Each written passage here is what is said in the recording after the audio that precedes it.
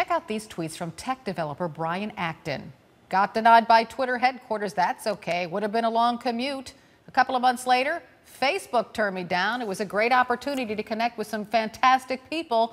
Looking forward to life's next adventure. In other words, both Twitter and Facebook turned him down for a job, but that was so 2009. And boy, have times changed.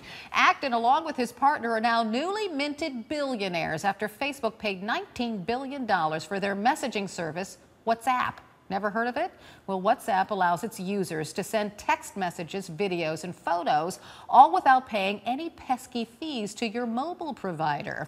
Zain Asher is live at the New York Stock Exchange to tell us more. Good morning. Hi, Carol. Yeah, so I think what shocked most people is the price that Facebook is willing to pay. $19 billion is the most expensive deal Facebook has ever made, especially when you compare it to Instagram. It only paid $1 billion for Instagram. I say only, but this deal is going to be 25% in cash. The rest of it is going to be in stock. That's the $19 billion for WhatsApp. But also, I really wanted to show people why this deal is important. Why is Facebook willing to spend this kind of money? First of all, WhatsApp is pretty much the most popular messaging app for smartphones out there right now. It's not that big in the US, but it is huge in developing countries, in the emerging markets, partly because you can actually send these messages over broadband. So when you communicate with people in other countries, it's basically free, right? So you're not spending money on text messaging fees. But also, for the most part, it is free, but some users in some markets do actually end up paying $1 a year.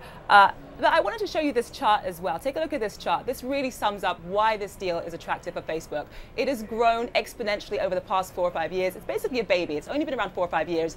But in the past 2 or 3 years, this company has shot up like a rocket, basically adding about 100 million users on average every single year. Currently stands at about 400 million users. So this is really about Facebook scooping up competition.